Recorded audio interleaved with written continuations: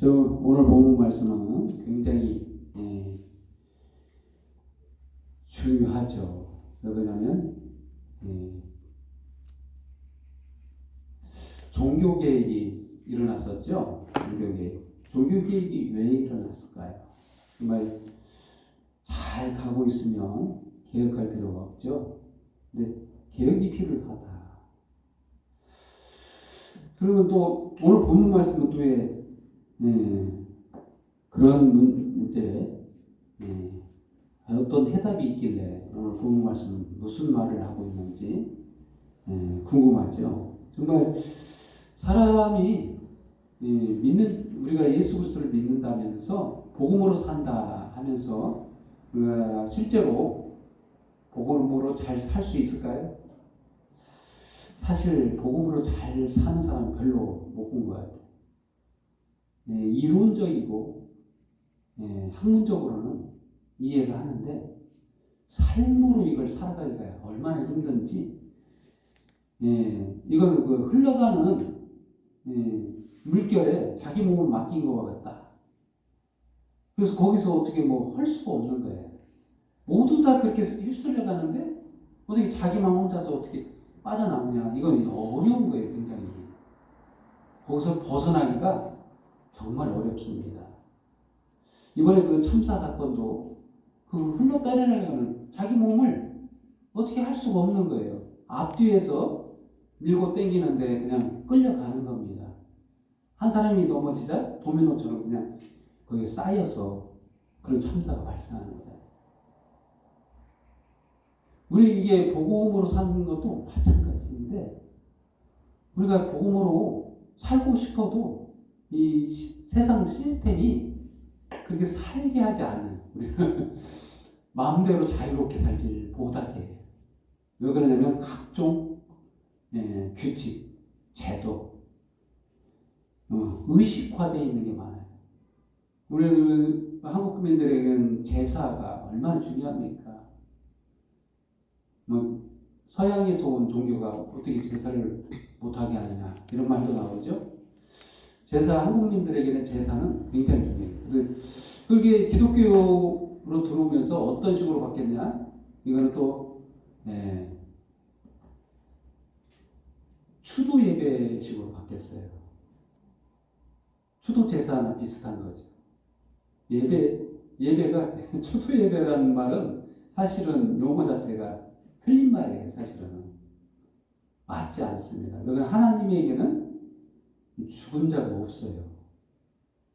누구를 추도한다는 것 자체가 의미가 없는 거예요. 이게 추도 예배라는 것은 죽은 자를 위한 위로의 예배. 이건 논리적으로 안 맞습니다. 하나님은 살아계신 분이고 믿는 자도 다 살아있습니다. 이게 추도할 것이 없어요. 근데 거기다가 추도자들을 위한 예배. 이거 맞지 안 맞? 예배의 대상이 누구냐? 하나님이잖아요. 하나님인데 하나님께 예배를 드려야 되는데 추도자를 위한 예배를 하나님을 초청해서 주인공이 추도자 죽은 사람이고 하나님을 불러서 추도자를 위로한다. 이건 안 맞습니다. 예배는 하나님께만 드려야 돼요. 추도라는 용어를 쓰면 안 돼요. 그래서 절대 믿는 자들은 추도는 안 맞습니다. 죽은 자가 없어요. 산자들끼리만 있기 때문에 산자들이 살아계신 하나님께 예배하는 거예요. 이게 용어 자체가 없어져야 될 용어인데 이걸 왜 하느냐? 한국 민족에게 이게 정서에 스며 있는 그 제사, 조상에게 드리는 그 제사를 안 하면 안 되기 때문에 그게 이게 혼합된 그런 예배가 되버린 거죠. 저도 어제 갔다 왔어요. 드리고 왔어요. 제 막내라서 이제 끌려가는 겁니다. 할 수 없어요. 나 안 간다고 할 수도 없고 예배를 추도 예배를 말고 용어를 바꿉시다 이렇게 말도 못하는 위치고 정말 이런 식으로 한국인들이 이렇게 흘러 떠내려가는 이렇게 해서 하면 복음으로 사는 거 아니에요, 사실은.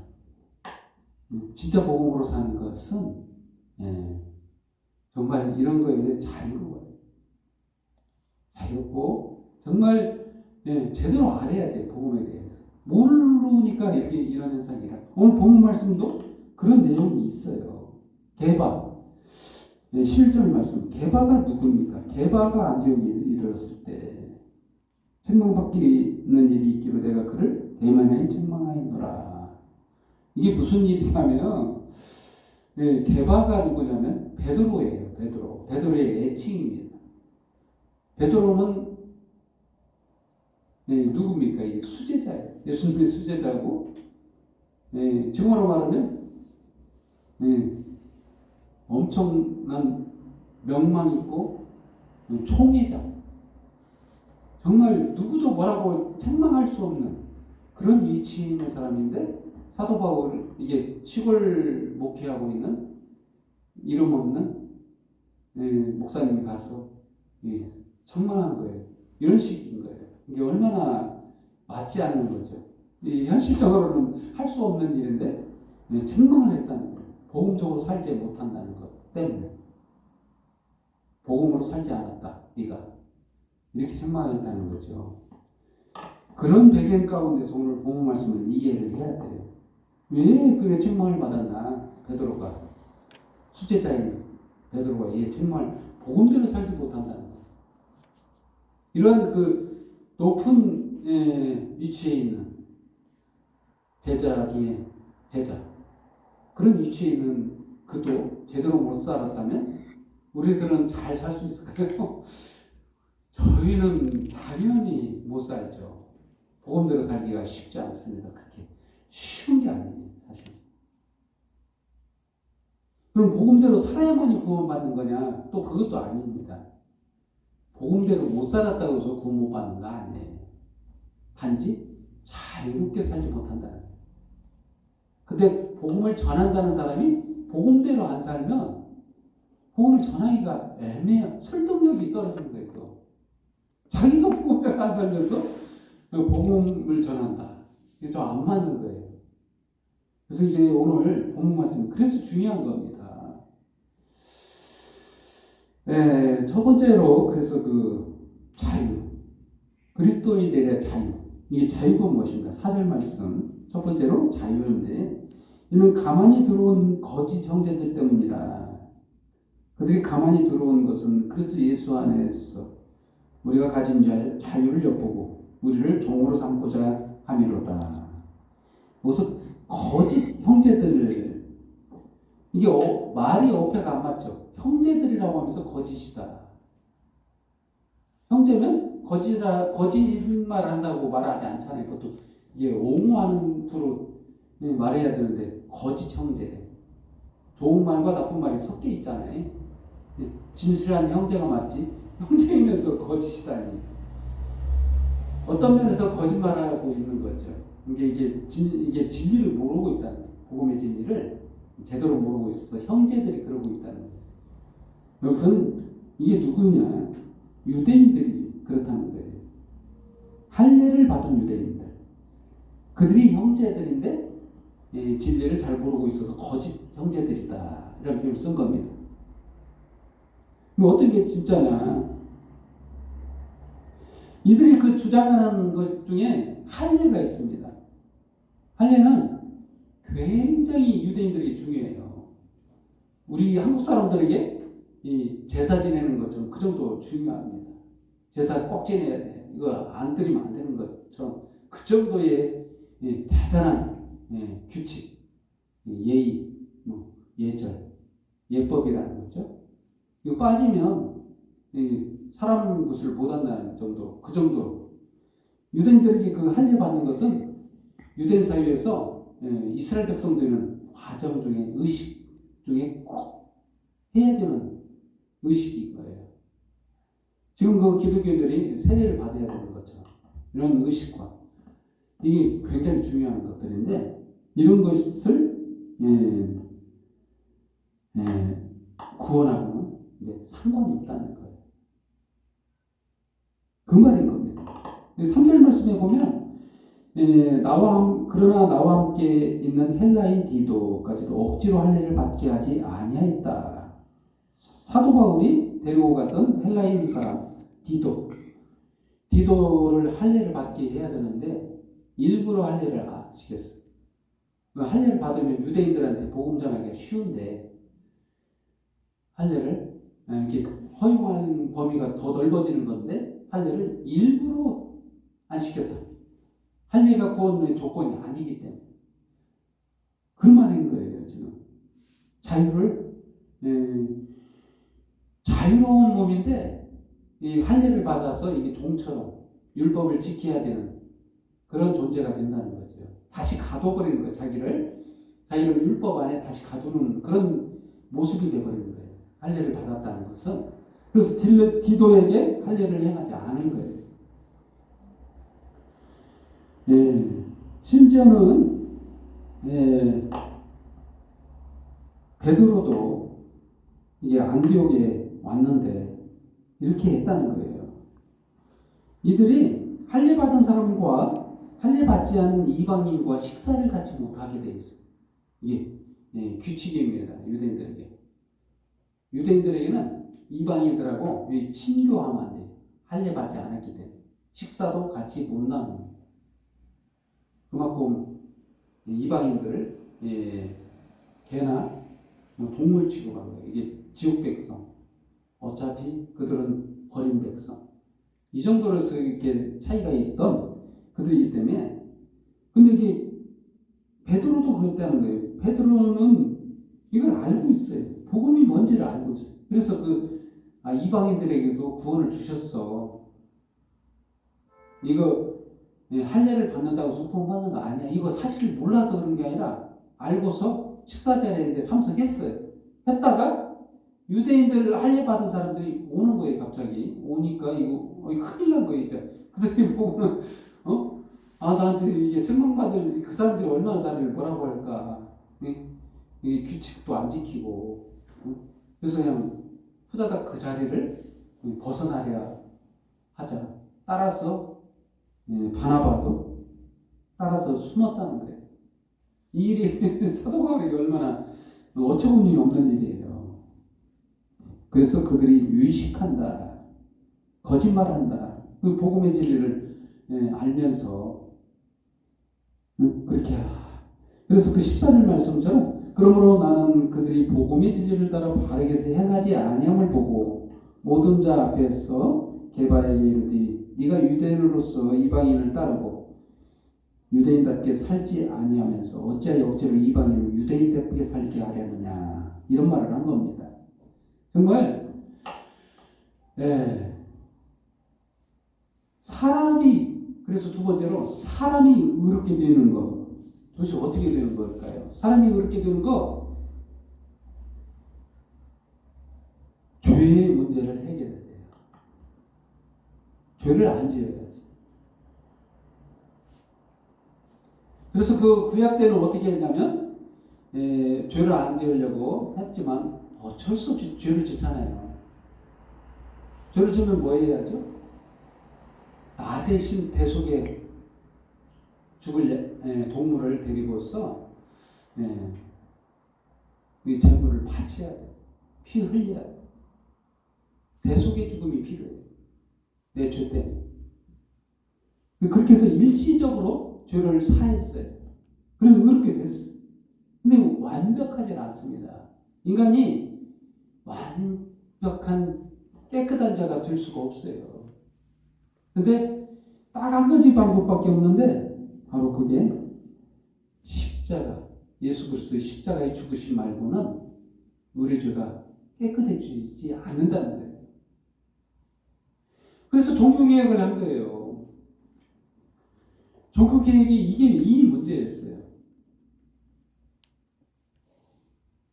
그 당시 그 천주교에서는 인간의 공로를 굉장히 우선시했습니다. 변질돼서 예수님이 십자가의 공로로 안 되고 그거 플러스 너의 공로도 필요해. 예수님의 공로 50%, 너 공로 50%. 이게 돼야만이 구원을 얻을 수 있어. 이거 이렇게까지만 했으면 괜찮은데 거기다가 돈으로도 매수하고 판매까지 해버렸어요. 이걸 보다 못한 개혁자들이 개혁을 추진해서 다시 성경으로 다시 돌아간 거예요. 성경대로 바로 예수 그리스도 십자가의 공로 100%. 율법으로 구원을 얻지 못하는 거예요. 다시 율법으로 돌아간 거예요. 그게 천주교는 율법으로 다시 돌아가고 있는 거예요. 인간의 공로로 다시 돌아가고. 인간의 의로는 의롭게 될 수 없다는 거예요. 16절 말씀에 그래서 사람이 의롭게 되는 것은 율법의 행위로 말미암음이 아니요 오직 예수 그리스도를 믿음으로 말미암은 줄 알므로 우리도 그리스도 예수를 믿나니 이는 우리가 율법의 행위로서가 아니고 그리스도를 믿음으로써 의롭다함을 얻으려 함이라. 율법의 행위로는 의롭다함을 얻을 육체가 없느니라. 그렇습니다. 인간의 공로로는 의를 얻을 수 없는 거예요. 완벽하지를 못해. 그가 99.9%까지 의로워도 0.01이 부족하면 의롭지 않는 거예요. 지옥 가야 돼요. 지옥 형벌을 피할 수가 없습니다. 그 말인 겁니다. 그래서 의롭게 되는 것은 예수 그리스도를 믿음으로 된다. 이 믿음은 바로 십자가의 공로를 믿는 거예요. 나 대신 십자가에서 죽어주심을 믿는 그 믿음 안에서 우리가 의롭게 된다는 거예요. 아멘. 그렇습니다. 세 번째로 그래서 믿음으로 산다. 우리는 믿음으로 산다. 20절 말씀 내가 그리스도와 함께 십자가에 못 박혔나니 그런지 이제는 내가 사는 것이 아니오 오직 내 안에 그리스도께서 사신 것이라. 이제 내가 육체 가운데 사는 것은 나를 사랑하사 나를 위하여 자기 자신을 버리신 하나님의 아들을 믿는 믿음 안에서 사는 것이라. 아멘. 이것뿐입니다. 우리가 다시 어렵게 가지 맙시다. 우리가 세상 살면서 떠내려갈 수는 있어요. 근데 이 복음의 진리를 굳건히 붙잡고 그 자리를 피해야 돼요. 흘러내려가는 데서 피할 수 있는 공간이 있다면 빠져나와야 돼. 빠져나와서 그 흐름에서 빠져야만이 살아요. 다른 사람들이 다 그렇게 산다고 해서 그렇게 사는 게 복음의 진리가 아니라는 거예요. 규칙, 규범 그것들은 규범일 뿐. 예의를 지키는 것일 뿐. 이걸 알고서 하는 거와 그냥 그것을 추종하는 거하고는 달라요. 그래서 우리는 복음의 진리를 믿는 그리스도인이잖아요. 그리스도인은 자유롭습니다. 자유예요. 어떤 규범이나 규칙이 나를 종으로 삼지 않도록 자기 자신을 복음의 진리 안에서 굳건하게 믿음으로 살아가는 저와 여러분 되기를 예수님의 이름으로 축원드립니다. 믿음으로 삽시다. 아멘. 기도하겠습니다. 하나님 아버지 감사합니다. 저희들을 사랑하시고 불쌍히 주셔서 세상 가운데 종으로 살던 저희들을 불쌍히 해주시고 택하사 하나님의 자녀로 삼고 의롭게 해주셔서 감사합니다. 오늘 이 시간 이 말씀을 붙잡고 복음의 진리 가운데 굳건하게 믿음을 지키고 살아가게 하시고 성령의 은혜를 풍성하게 베푸사 주님 오실 그날까지 기쁨과 즐거움 속에 자유함을 누리고 주님을 맞이할 수 있도록 은혜 베풀어 주옵소서. 모든 영광과 경배와 찬양을 주님 앞에 돌려오며 예수님의 이름으로 기도합니다. 아멘.